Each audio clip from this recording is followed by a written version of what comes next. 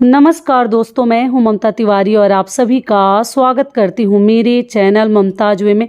कैसे हैं आप सब? तो ये बताने के लिए कमेंट बॉक्स में हर हर महादेव हमेशा की तरह जरूर लिखिए। तो चलिए दोस्तों, आज हम इस वीडियो में जानेंगे मौनी अमावस्या से संबंधित मैं 2 वीडियो डाल चुकी हूँ। उसमें कई ऐसे आप लोगों के डाउट्स भरे सवाल आए हैं, प्रश्न आए हैं, उन प्रश्नों का उत्तर जानेंगे। साथ में जानेंगे, आप लोगों ने ही पूछा है, किसी हमारे भाई साहब ने पूछा है कि दीदी शालिग्राम जी की पूजा हमें कैसे करनी चाहिए, क्या नियम विधि है, लड्डू गोपाल जी अगर घर में रखे हैं तो कितनी बार भोजन का भोग लगाएं, या अगर भोजन का नहीं लगा पाते हैं तो कैसे भोग लगाएं, क्या करें, संपूर्ण नियम विधि जरूर हमें बताइएगा। तो चलिए आज हम इस वीडियो में इन सभी महत्वपूर्ण बातों को जानेंगे। तो आप लोग बने रहिए मेरे साथ मेरे चैनल पर। अगर आपको मेरा वीडियो पसंद आता है तो प्लीज़ आप मेरे चैनल को सब्सक्राइब कर दीजिएगा, बेल आइकन को प्रेस कर दीजिएगा, जिससे कि मेरे वीडियो के नए नोटिफिकेशन आप सभी के पास सबसे पहले पहुंचे। तो चलिए शुरू करते हैं और सभी महत्वपूर्ण बातें जान लेते हैं। तो सबसे पहले दोस्तों आपको बता दूं, इस साल 2024 में माघ महीने के कृष्ण पक्ष की मौनी अमावस्या जो है 9 फरवरी को है। दिन क्या है? शुक्रवार। शुक्रवार के दिन अमावस्या तिथि है। उसी दिन हमें जितने अमावस्या के नियम हैं, विधि हैं, पूजा पाठ है, सभी कार्य हम अमावस्या के दिन 9 फरवरी के दिन करेंगे। ठीक है, मौन रह कर इसमें स्नान किया जाता है। तो चलिए सबसे पहले अमावस्या के जो आप लोगों के प्रश्न हैं वो जान लेते हैं। तो आप लोगों का प्रश्न है कि दीदी सिंदूर उस दिन लगा सकते हैं? तो जी बिल्कुल लगा सकते हैं। आप किसी भी प्रकार का सिंदूर उस दिन लगा सकते हैं। शुक्रवार का दिन है, शादी का बहुत सारी बहनों का सालगिरह है, मैरिज एनिवर्सरी है। तो आप सभी को पहले ढेरों सारी शुभकामनाएं। आप लोग जहाँ कहीं भी रहें, स्वस्थ रहें, सुरक्षित रहें, अपने पति के साथ खुशहाल जीवन व्यतीत करें, यही हमारी भगवान से प्रार्थना है। दूसरा आप लोगों का सवाल है कि दीदी ठंडा पानी से स्नान करें या गर्म पानी से? तो जी ये बिल्कुल आपकी इच्छा के ऊपर, आपकी मर्जी के ऊपर है। अगर स्वास्थ्य आपका ठीक है तो आप ठंडे पानी से भी कर सकते हैं। नदी सरोवर में तो हम ठंडे पानी से ही, ठंडे जल से ही करेंगे। लेकिन घर में अगर मान लीजिए आपको ठंडी लग रही है, तबीयत ठीक नहीं है, तो गर्म पानी से आप लोग स्नान कर सकते हैं। केवल उसमें गंगा जल मत मिलाइएगा, मतलब मिश्रित नहीं करते हैं। गर्म पानी में अपने ऊपर छिड़काव कर लीजिएगा। उसके पहले दान की चीज़ें निकाल कर रख लीजिएगा। बहुत चीज़ें मैं बता चुकी हूँ, 2 वीडियोज डाल चुकी हूँ, फिर इसमें डिटेल नहीं बताऊंगी, नहीं तो ये वीडियो भी बड़ा हो जाएगा। तीसरा आप लोग का सवाल है कि क्या अमावस्या के दिन झाड़ू निकाल सकते हैं, मतलब घर से फेंक सकते हैं? जी बिल्कुल, झाड़ू को आप लोग फेंक सकते हैं। नई झाड़ू उस दिन मत खरीदिएगा। अमावस्या के दिन झाड़ू माता को लक्ष्मी का स्वरूप मानते हैं, तो अमावस्या के दिन कूड़ा कबाड़ी वगैरह आप निकाल सकते हैं। पुरानी झाड़ू को फेंक सकते हैं। पुराने जूते, चप्पल, बर्तन, ये सब चीज़ें अपने घर से आप लोग कबाड़ निकाल सकते हैं। लेकिन नया कोई भी कार्य, नई ऐसी शुभ वाली चीज़ें घर में खरीद कर ना लाएं। क्लियर हो गया? पूजा पाठ की चीज़ें आप लोग ला सकते हैं। अगला आप लोगों का सवाल है, मैं बोली थी तिल का इसमें बहुत अधिक उपयोग कीजिएगा, दान के लिए, स्नान के लिए, सूर्य देव को जल देने के लिए। तो आप लोगों का सवाल है दीदी काला तिल या सफ़ेद तिल? तो जी काला तिल, काला तिल ही पूजा पाठ में इस्तेमाल किया जाता है, दान वगैरह के लिए। ठीक है, तो आप क्या कीजिएगा, अगर नहीं मिलता है तब उस जगह पे सफ़ेद तिल का प्रयोग कीजिएगा, लेकिन आप लोग काला का ही कोशिश करें, मिल जाए तो। ये क्लियर हो गया। अगला आप लोग का सवाल है कि दीदी श्रृंगार क्या उस दिन कर सकते हैं? अगर कहीं किसी के विवाह शादी में जाना है तो बिल्कुल कर सकते हैं। मैं सब कुछ बता चुकी हूँ। आप लोग हर प्रकार के श्रृंगार कर सकते हैं। केवल कोरा कोई चीज़ उस दिन ना निकाले। मौनी अमावस्या जो आप लोग को मालूम है ना, सर्वश्रेष्ठ अमावस्या मानी जाती है और साल की सबसे बड़ी अमावस्या है। तो ध्यान रखिएगा कि आप लोग किसी भी प्रकार का कोरा चीज़ उस दिन आप लोग ना पहने। बच्चों को भी ज़रूरत ना पड़े, मतलब जन्मदिन वगैरह ना हो तो ना पहनाएं। लेकिन मान लीजिए अगर बच्चों को पहनाना ही पड़ जाए, खरीदना ही पड़ जाए, तो पहना सकते हैं। महिलाएं ध्यान रखेंगी और घर के जो मालिक हैं, जो आपके हस्बैंड हैं या और भी लोग हैं, मौनी अमावस्या के दिन कुछ भी कोरा नहीं किया जाता, मतलब कोरा कपड़ा वगैरह उस दिन ना निकालें। ये क्लियर हो गया।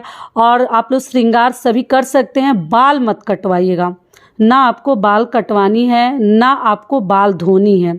आप लोग पूछे दीदी बाल धो सकते हैं? तो देखिए, आप लोग गुरुवार के दिन बहुत ज़रूरत पड़ जाए तो आप लोग गुरुवार के दिन बाल धो लीजिएगा। अमावस्या के दिन बाल धोना मतलब बिल्कुल शुभ सही नहीं होता। देखिए जो होगा वो तो हमारे हाथ में बिल्कुल नहीं है। तो सब भगवान की इच्छा और मर्जी के ऊपर है।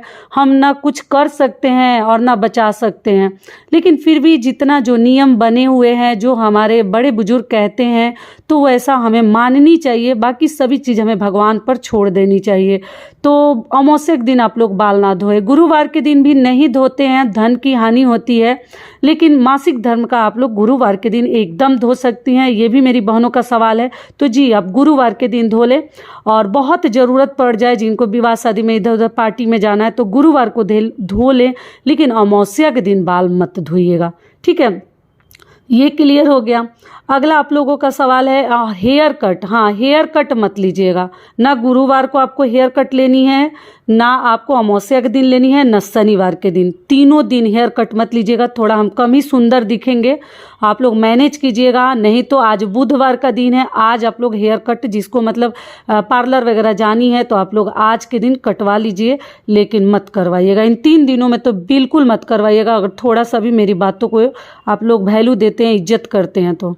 ठीक है, अगला आप लोग का सवाल है कि दीदी रुई की बाती क्या जला सकते हैं? तो जी नहीं, मैं बता चुकी हूँ। देखिए, रुई के बिस्तर पे भी जो बहुत अधिक तरीके से मानते हैं ना अमावस्या के दिन, वो नीचे ज़मीन पर सोते हैं, रुई के गद्दे पर नहीं सोते हैं। लेकिन ये सबके लिए नहीं है। मैं बोलती हूँ तो बहुत सारी बहनें लिखती हैं, दीदी छोटा बच्चा है, फिर उसको फीड कराना पड़ता है, फिर बेड पे सोते हैं, सुलाना पड़ता है, ऐसे वैसे। तो आप लोग देख लीजिएगा, सबके लिए नहीं है। लेकिन जो बड़े बुजुर्ग हैं ना, बहुत सारे नियमों को मानते हैं, तो आपकी अगर इच्छा है तो आप लोग भी बचा सकते हैं, मैं मना नहीं करूँगी।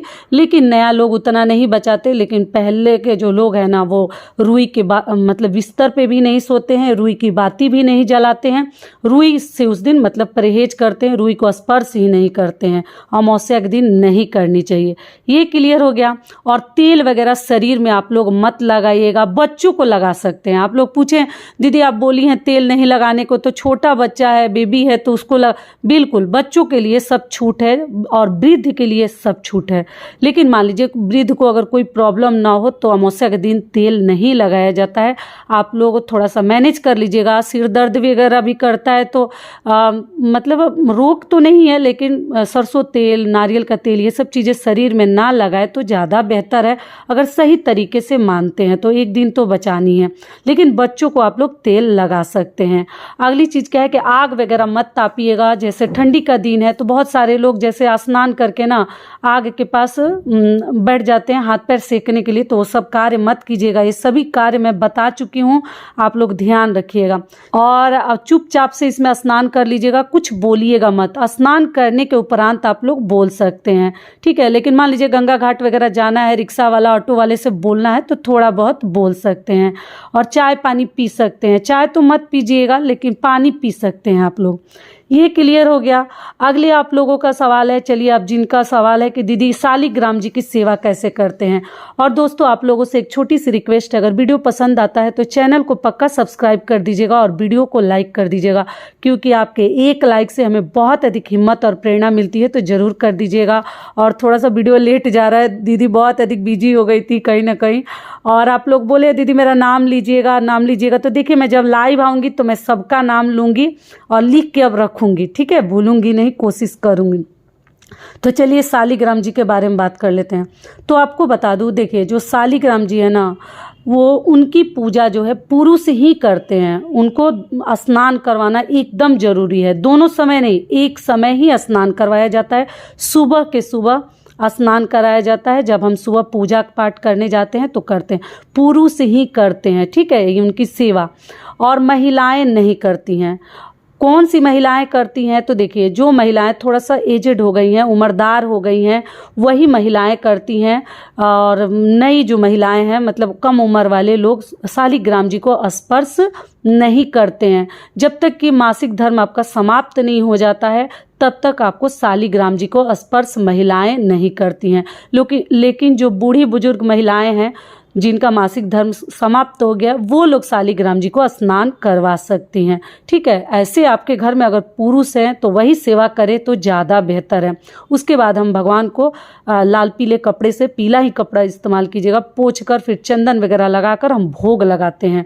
तुलसी पत्र डालकर भोग लगाया जाता है। मंगलवार रविवार को नहीं लगाते हैं तुलसी पत्र से, बाकी दिन हम लगाते हैं। और भोजन का ही भोग लगाया जाता है, अनाज का, ठीक है, जो भी आपके घर में बनता है। तो बहुत सारे लोग हैं कि लहसुन प्याज एकदम त्याग ही दिए हैं कि क्योंकि उनको शालिग्राम जी के भोजन में लहसुन प्याज नहीं डालनी है, तो वो खुद भी नहीं खाते हैं कि कितना आधा इधर बनाएंगे आधा उधर बनाएंगे बिना लहसुन प्याज का, और कहाँ लहसुन प्याज का, तो इसलिए वो लोग खाते ही नहीं हैं। और हमारे घर भी जो गांव में लोग हैं मतलब नहीं खाते हैं, हमारे घर हैं शालिग्राम जी हैं, ठाकुर जी हैं हमारे घर, और साथ में लड्डू गोपाल जी भी है। लेकिन मैं नहीं रखी हूँ क्योंकि हमारे बच्चे, आप लोग को मालूम है, बच्चों के चक्कर में सब बनाना पड़ता है, टिफ़िन वगैरह देने के चक्कर में, तो हम लोग तो बनाते हैं। तो शुद्धता को ध्यान में रखते हुए भोजन बनाकर हम भोग लगाते हैं। लेकिन मान लीजिए कि अगर सूतक पातक आपके घर में पड़ जाता है, बच्चे का जन्म हो या किसी का मृत्यु हो जाती है, तो हम ना दूसरे के घर दे देते हैं, या वो लड्डू गोपाल जी हो या वो शालिग्राम जी हो, हम दूसरे के यहाँ पड़ोसी के यहाँ दे देते हैं, क्योंकि उनको हम भूखा भगवान को नहीं रख सकते। मंदिर रहता है तो मंदिर में भी कोई पुजारी हम जो है रख देते हैं कि वो दोनों समय भगवान की पूजा पाठ करेंगे, लेकिन हमें स्पर्श नहीं करना होता है। ठीक है, आपको पता चल गया। तो आप लोग किसी दूसरे घर दे सकते हैं, या कहीं आप लोग जा रहे हैं तो भी अपने पड़ोसी घर देकर जा सकते हैं कि आप जो पूजा पाठ करती हैं उसी विधि से कर दीजिएगा। भोजन का भोग लगाएं या ना लगाएं, जो भी मिश्री मेवा आप प्रतिदिन लगाती हैं ठाकुर जी को, उसी प्रकार से आप लोग भोग लगा दीजिएगा। तो ये हो गया। और मान लीजिए कि जो लोग लड्डू गोपाल जी रखे हैं तो वो कोई भी आदमी उनका सेवा कर सकता है। लड्डू गोपाल जी जो भगवान का बाल स्वरूप है, तो वो किसी भी प्रकार की महिलाएं उनको स्नान करा सकती हैं, पूजा पाठ कर सकती हैं, भोग लगा सकती हैं, कोई नियम और रोक टोक नहीं है। लेकिन शालिग्राम जी को केवल उम्रदार लोग महिलाओं में करते हैं और पुरुष ही पूजा करते हैं, उनको स्पर्श करते हैं। बाकी महिलाएं जो नई नवेली हैं वो लोग नहीं करती हैं। ये क्लियर हो गया। लड्डू गोपाल जी के भी बारे में आपको बता दूं, अगर संभव हो तो आप लड्डू गोपाल जी को लोग कई बार दिन भर में भोजन का भोग लगाते हैं। लेकिन मान लीजिए कि आपको समय नहीं है तो आप दोनों समय भी भगवान को भोग लगा सकते हैं। कुछ भी हलवा पुआ पूड़ी कुछ भी मतलब बना के सिंपल साइड से, अगर लहसुन प्याज खाते हैं तब तो भी आप भोग लगा सकते हैं। और जिनके लहसुन प्याज तो बनता ही नहीं है तो हर भोजन का ही भोग लगाते हैं। ये क्लियर हो गया। और मान लीजिए कि उतना भी समय आपको नहीं है, लेकिन लड्डू गोपाल जी आप लोग घर में रखे हैं और आपको बिल्कुल टाइम नहीं है कि हम भोजन बनाएं भोग लगाएं, या आप लोग लहसुन प्याज खाते हैं तो कैसे बनाएं, तो उससे बढ़िया है कि भगवान को लहसुन प्याज का इधर उधर स्पर्श होगा किचन में आपके रसोई घर। उससे अच्छा है कि कई लोगों को मैं देखी हूँ लड्डू गोपाल जी रखे हैं फिर भी वो मिश्री मेवा का ही भोग लगाते हैं, अनाज का नहीं लगाते हैं। ऐसा नियम नहीं है कि लड्डू गोपाल जी, इसीलिए लड्डू गोपाल जी को रखने में थोड़ा सा यही उनका नियम विधि थोड़ा अलग तरीके से, स्नान आपको प्रतिदिन करवानी है, अनाज का भोग आपको प्रतिदिन लगानी है। लेकिन मान लीजिए जिनको संभव नहीं है, समय नहीं है, वो जो है जो हम प्रतिदिन भगवान को भोग लगाते हैं ना, जैसे किशमिश काजू, जैसे बतासा लच्छेदाना मिश्री, ये सब चीज़ें भी लगाकर आप लड्डू गोपाल जी की सेवा कर सकते हैं। मजबूरी में बता रही हूँ, ऐसे नहीं बता रही हूँ। मान लीजिए एकदम समय नहीं है, आप वर्किंग हैं या आपके हस्बैंड भी घर से बाहर चले जाते हैं, एकदम समय नहीं है आप लोगों को भगवान के लिए शुद्धता को ध्यान में रखते हुए भोजन बनाने का, तो आप लोग इस प्रकार से भी रख सकते हैं, कोई दिक्कत नहीं है। समझा दी आपको शालिग्राम जी के भी बारे में, लड्डू गोपाल जी के भी बारे में। तो आशा करती हूँ कि सारी बातें आप लोगों को समझ में आ गई होगी। और दोनों समय हमें पूजा पाठ करनी चाहिए, आरती शाम के समय करनी चाहिए। आप लोग पूछें दीदी शाम को क्या भोग लगाना जरूरी है, तो देखिए जरूरी तो है, लेकिन मान लीजिए आप रात को 11 बजे आते हैं अपने ऑफिस से, 10 बजे आते हैं, तब ठीक है, अगर हो सके तो भोग भी लगा सकते हैं। अगर नहीं हो पाता है तो छोड़ दीजिएगा, क्योंकि भगवान का 9 बजे से पहले ही सभी कार्य करना चाहिए, उसके बाद हम नहीं करते हैं, पट बंद हो जाता है। मंदिर में पर्दा वगैरह आपको लगा देनी चाहिए। सारी बातें क्लियर हो गई।